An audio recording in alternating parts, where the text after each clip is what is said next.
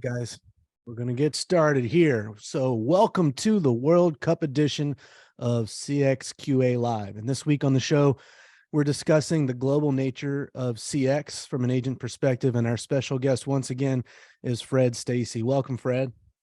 Thank you for having me again. Absolutely. I guess I have a second special guest, and that would be my hat.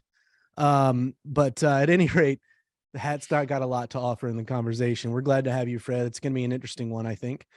So on CXQA Live every week, we talk about how we believe agents are the single most important asset in CX, and agents with the right training tools and connection with your company are going to be a revenue growth and protection center for your business or brand. They're going to be the best diagnostic tool that you have for your business. They're going to ensure that your customers are satisfied and connected. They're going to produce more and better work, and they're going to want to stay around and contribute to the long-term success of your company. And we call this the agent-centric contact center philosophy. Now, there are agents all over the world right now sitting in front of a screen with a headset on doing CX work. It's a global thing, right? Right. Another thing that's global that's happening right now is the World Cup. And it's global in the sense that nations from all over the world are watching their national teams compete against one another. And it really is a globally shared experience that only happens every 4 years. And when it's not happening, it's something that nations are hoping their team will get to be a part of, right? And so there's all this passion and there's all this connectivity. There's, not a whole lot of friends on the field between teams, right? It's serious business, but there's a mutual respect between nations whose teams make it to the World Cup. And there is almost like a global cultural celebration that occurs surrounding the World Cup. And it's one of the most unique things in the world. The World Cup really is a global event. And as we said earlier, CX is also global. And it's global in the sense that agents from all over the world are helping customers from all over the world. And as technology has changed and evolved what is possible with work in general and human communication in general, it has only become increasingly more global as the years progress. Now, this globalness, if you will, of CX creates some unique dynamics and challenges for those who lead CX efforts, especially for those that have brands with agents that are operating outside their target geographical markets. There's a lot that we could talk about here, but I thought maybe we just talk about a few things, Fred. You could talk about some of the unique challenges that you see that relate to the globalization of CX. Yeah. So unique challenges. It's interesting because I got to see early stage India, really early stage Philippines, and the expansion there. And I've got to be involved in this market from a software provider with clients all over the world, and now with the expansions in Latin America, South America. I think challenges, it's shifted a bit, right? At first there was a lot of cultural training that had to happen. And it was a challenge because there was a bigger gap, right? And we've shrunk that gap just because of globalization in general, because of technology, because of the Instagrams, Facebook, westernized push. I think there's still challenges in the language side and the cultural side. You still need to do some educating, to understand analogies. Every country has unique things that they say that don't necessarily mean the same thing to someone else. But the technology and the globalization as a whole has kind of changed that. And I think there's also another interesting dynamic, which is the U.S. market. And I think the last time I was on, you and I kind of touched on this a little bit. I know we've talked about it offline. The U.S. market, the agents, there's a lot less people willing to work as an agent in the U.S. market, which means that you're going to naturally have to push, across the pond. The good, I would say, instead of the challenge, the good thing about globally, utilizing agents around the world is that in a lot of places, the agents love that job. and it's a great job, and it's looked as they're looked at as the breadwinner for getting that job. And when someone is happy and passionate about going to work, um, they're just going to do better in CX. So I'd say I almost see that conundrum flipping a little bit, because with technology and with advancements and with where we're at in the U.S. market, I actually see more benefits in looking globally to find your agents to man the phones, the chats. Um, yeah, and I mean, it's just, yeah, I think the world has shifted. I just don't see the challenges that we had 20 years ago when we first started, the global expansion, and we had a lot of the challenges we did back then. Um, in my opinion, I see much more benefit.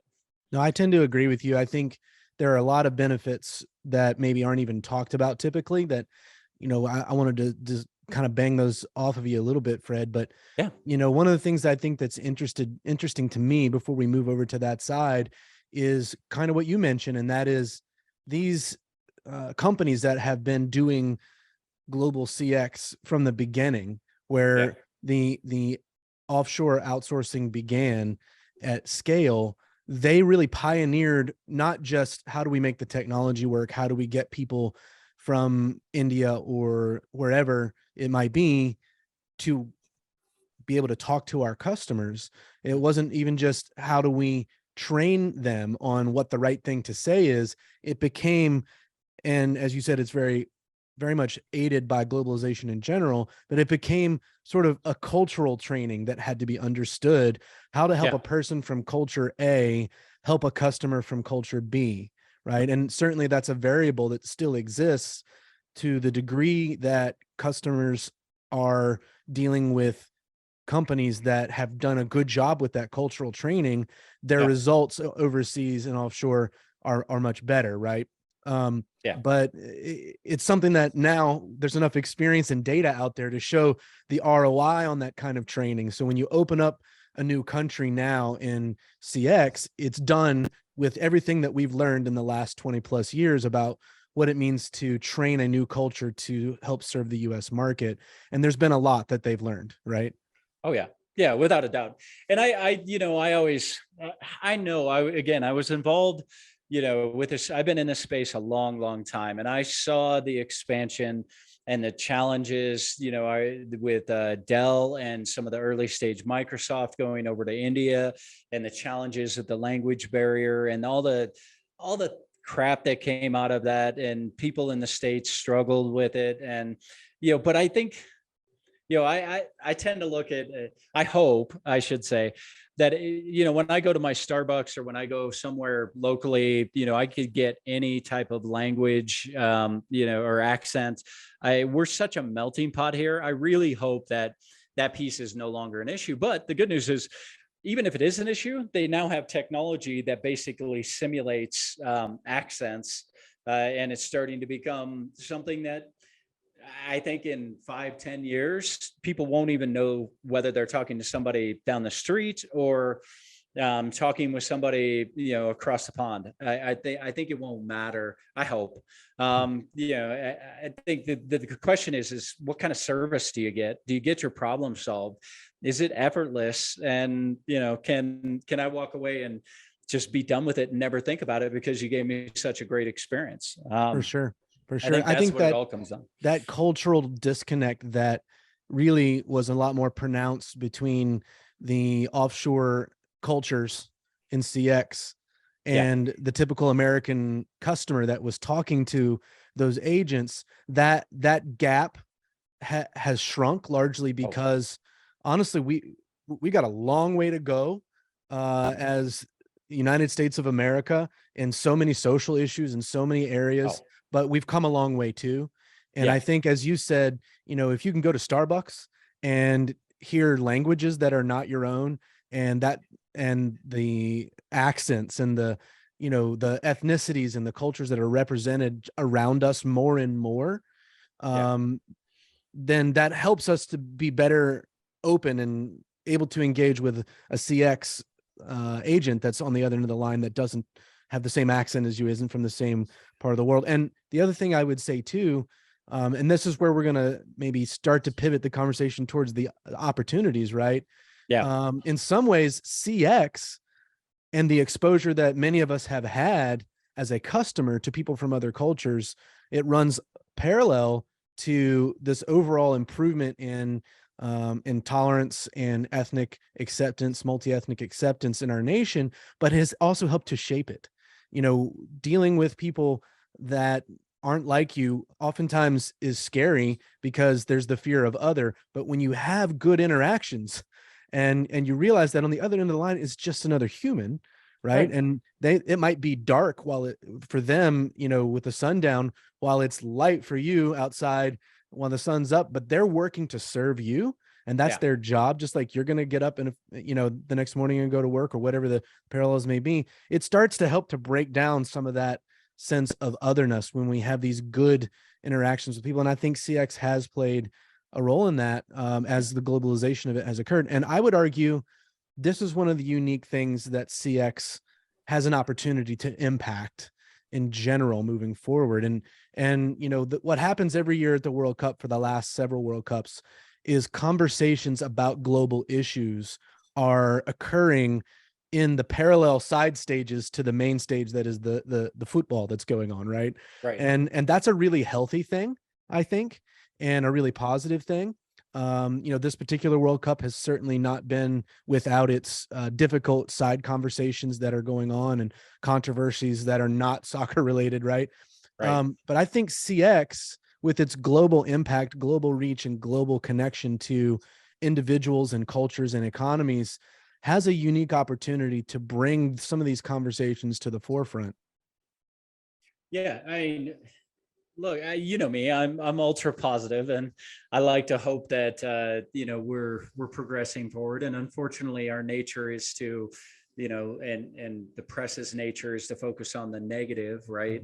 Because that's what sells. But I think overall, my experience of traveling globally and working with contact centers all over the world has absolutely proven time and time again that we do have a positive impact. And sometimes it's taking countries from third world to first world, and sometimes it's just really giving them opportunities to make a great living, to have an impact, and give them great cultures and environments to work within. But yeah, I mean, I think CX has, we have a responsibility, because we're the ones out there, bringing opportunities to these countries, and we've got to help usher that. But yeah, I mean, in the end, I hope that as a civilization, we all take the lessons and move forward. And I think the one thing that I kind of started to extrapolate as you were talking was the focus on CX itself has also helped us drive and give credibility and bring the technologies and tools and stuff that we need to expand. I mean, hell, 10 years ago, we were still trying to figure out what's the difference between, going from premise to hosted to cloud, 1.0, maybe it's 14. Now you can architect an entire system on a DaaS platform, completely secure, turn up an agent across the world with just credential logins and have everything they need. It's a different world. I think the technology is a tool that's helped us. But the focus on CX at the executive level and the budget and all that stuff has had definitely a positive impact too. Yeah, no doubt about it. I mean, I'm thinking also about a conversation I had recently with a relatively large BPO who is starting to focus on something that's called impact sourcing. And this concept of impact sourcing is based around what really has been going on for quite a while in CX with globalization. But when you come to a point where you have two conditions, one being the current labor force and its economic needs are no longer a match for the business outcomes and the profitability numbers that need to be in place for that CX organization, and at the same time you become aware of a new part of the world, a new people group or country where the numbers that would work for that business outcome represent an enormous improvement in the work environment that gets created for any agents that would be hired into it. And so you're really not just looking at the business aspect of it. You're being connecting those business aspects with the way that a culture is trying to subsist economically. And you say, Yeah. hey, this is a win for both, right? This is a situation where we can meet our business goals. Yes, absolutely. And businesses are about making money, and businesses are about, making a profit. And there's nothing unethical about that, as No. long as, the other ethical frameworks that go along with it are also utilized and incorporated. But when you look at a situation where a person that say, working in a culture where the average hourly wage is the equivalent of $2 or $3 an hour, and suddenly you're able to pay them 15, Mhm. and now that person is able to change their life because they're able to do meaningful and good work that provides value to their company and to the customer that it serves. And then on the back end of that, they're now in a position where economically they've never had that kind of income before, right? Right. And it changes cultures in some very positive ways by enabling those cultures to see a level of socioeconomic growth that otherwise would not be available. And I think that's a healthy connection. And I would argue that as we are moving away from a manufacturing economy, which we really have already done, right? By and large, when I grew up in a manufacturing town where furniture factories and textile factories represented the vast majority of the jobs, right? And it was very common in the United States to have entire communities built around the factories. And Yep. you still see some of that in some parts of the United States, but it's much, much, much less prevalent for similar reasons to what we've talked about in CX. And then we moved into this macroeconomic shift of being much more of a service economy. And now we're much more of an ideas economy. And Yeah. so the service economy is now also being outsourced. And so it creates a number of dynamics where that economic benefit can be brought to other cultures where it currently is not. And that brings another layer to the whole globalization dynamic once again. Yeah, yeah, and I think there's a balance that has to. I mean, we saw it with oil, right? And I don't want to get into macroeconomics. I know that's not the point of the show, Right. but I mean, there's a point where globalization can also be, if done improperly, can be detrimental to a country. When it comes to certain things that a country needs, but that's a more of a macro thing. Um, so yeah, I mean, I it's all super fascinating to me. I've seen countries, like I said earlier, I got to see, I kind of started visiting India later in the earlier stages, if that makes sense, Yeah. of their kind of growth into, outsourcing. And I got to see the Philippines, in particular, Manila, early stage, and its growth, and watching it over the years to become the number one place for agent seats in the world. It's fascinating what it can do. There's no doubt. And we always miss it in the States. It's very uncommon to have multi generations under one household, whereas internationally, it's super common. And the overall impact of all generations involved in the healthcare and yada yada.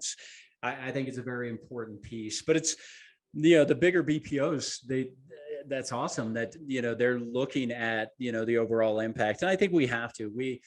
You can't just be the old fashioned Jack Welch, business leader by the numbers. You got to figure out what you stand for, and, do some good. But like you said, you got to make money. I mean, the money is fuel for a company, right? For To sure. get to the mission, vision, and the things you got to accomplish. So you got to make money at the same time, but you got to be a global citizen at the same time too. Yeah. And I think as employees of companies are thinking about the company that they work for, increasingly there are better conversations about choosing to work for a company that you believe in, not only what they do, you believe in their why. And then you Yeah. think that the how they go about it is indicative of the why, right? And so to be a part of a company that makes you feel good about what they add to the world, Yeah. and that there is an additional sort of layer there that honestly my parents' generation never even considered. It just wasn't what work was. Work is something that you do, and Yeah. then you'd stop doing it when you're done, right? And the technologies have shaped society globally to the point that you have people working around the clock all the time. Even in the helping professions where, and we talked about empathy for agents last week. It was a great chat, and thinking about the helping professions in particular, but the way that those dynamics have shifted expectations for employees, and the work from home and remote work movement that was connected to the pandemic.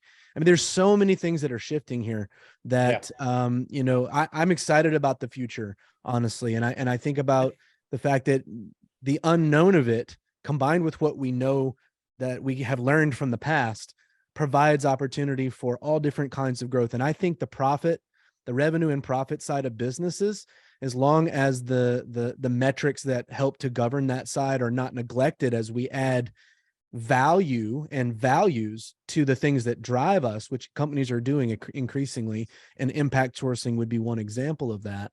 As long as we don't neglect the business metrics, I think we'll find the business metrics are actually improved as the why for companies and its employees runs deeper, and people are more and more motivated and encouraged to be a part of the company.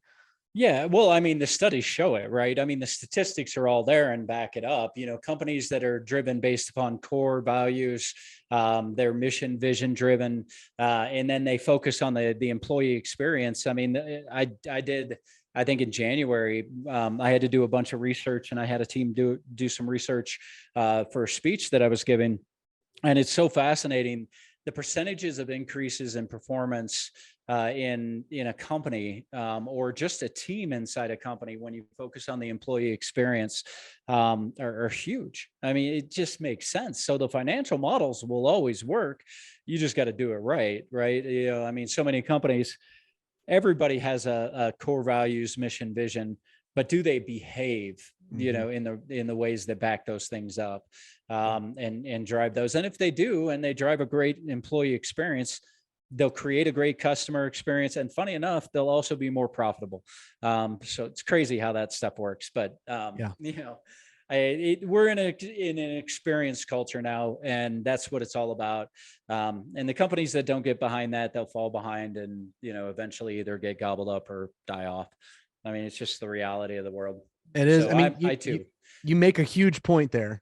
And I think that word experience, right? It's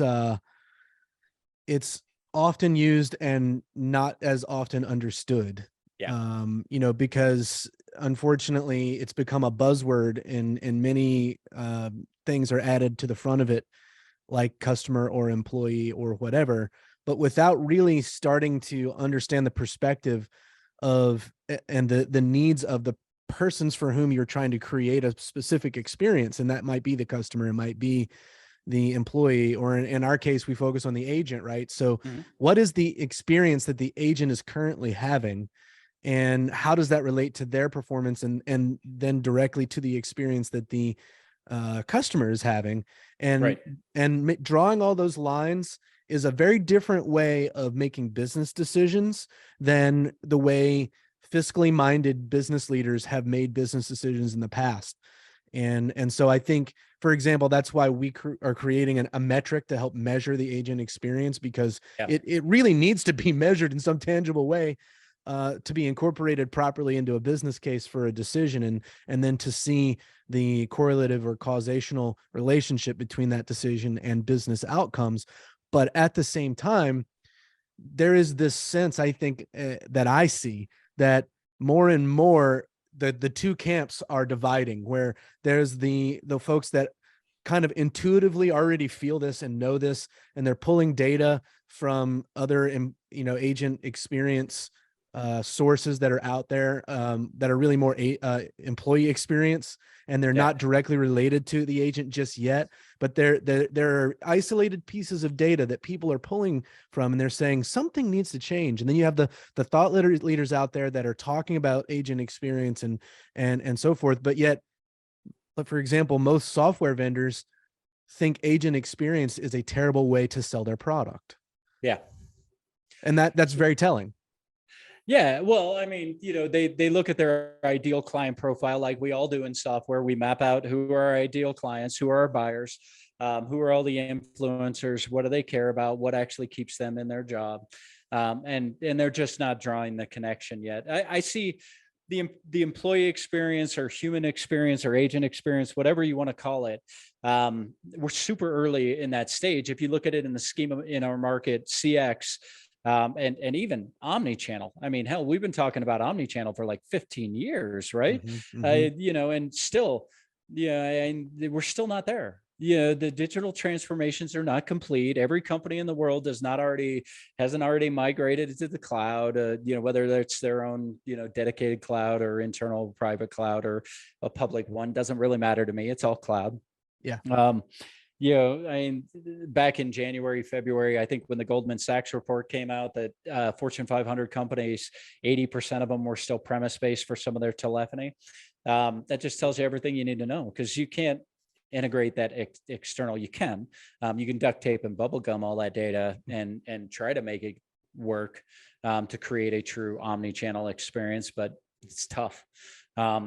And it's not going to last long, right? Because every one of the cloud vendors updates their software, usually in sprints now. We all run cycles of sprints, right, of 2 weeks, and you're pushing out releases constantly. And sooner or later, that duct tape and bubble gum ain't going to hold up. So, I mean, I think we're super early in the human experience discussion in our industry.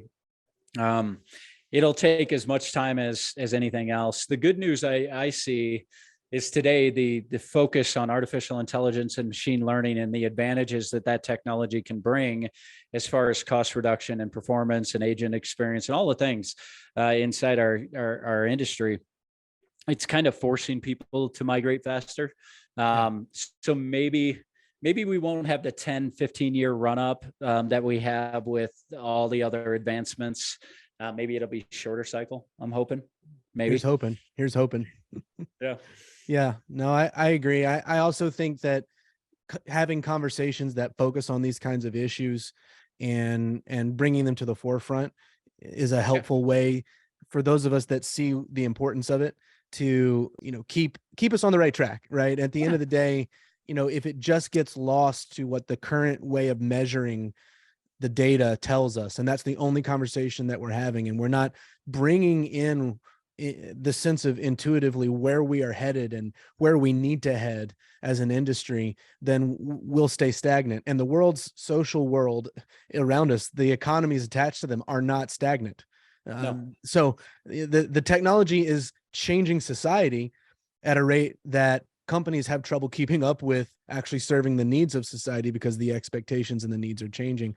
And so I think having these kind of conversations, to talk about how it all connects at a macro level and, what really matters within it, it's an important conversation. Yeah. I mean, I'm absolutely, I think we have to talk about it. It's our responsibility to be openly challenging all of us, including ourselves. And that's why I created the cast, origins and journeys was because people don't talk about the positives enough, in my opinion, in our industry. I mean, I started as an agent on the phones. All my guests started in different places and, publish books and, have their own companies now. And I mean, none of these people came out of school thinking I'm going to be in call centers, right?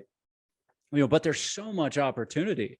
I mean, there's so much opportunity in customer experience and contact centers, and whether it's on the technology side of my path or the consulting side or, the operational, it doesn't really matter. I mean, bottom line is I don't think we celebrate enough of the positives in our space and really encourage the next generation of potential leaders to, that there is a real opportunity here. So. No, I agree with you. I completely agree. And I'm excited to be able to have these kind of conversations. And I would recommend any of our audience, whether you're with us live or viewing the content later, to check out Fred's LinkedIn and find his podcast. It's really great content. And it is honestly one of the things I respect about it the most, Fred, is that there's always bad stuff we could point out and highlight in the world and in our industry. But, the fuel for going another day, getting up and going at it again, usually doesn't come from overanalyzing the negative, right? Usually it comes from believing in a better future. And one of the ways that you believe in a better future is seeing positive things that are happening currently that represent improvement and growth. And that helps us as an industry and as individuals to believe in a better future that has yet to come, that we can all work together to achieve. Yeah. And I think there's a COVID, the world, the speed at which we move, whatever is causing all of this. But I think society as a whole, and especially the next generations, I worry about their mental, mental well-being. And,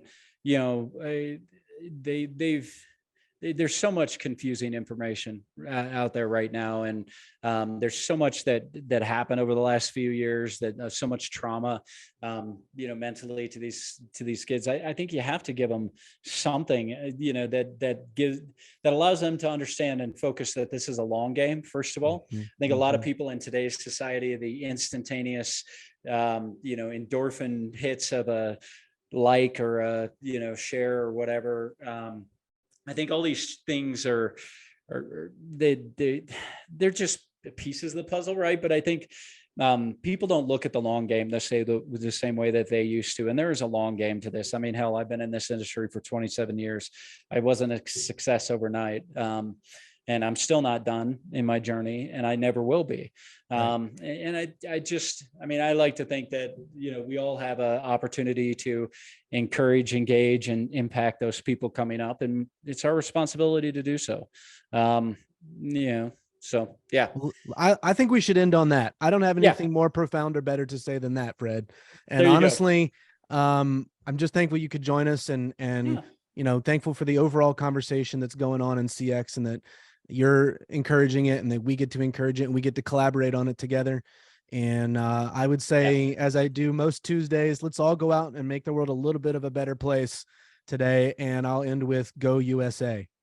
Go USA. Thanks, brother. I'll talk to you soon. See you, Fred. Bye, everybody.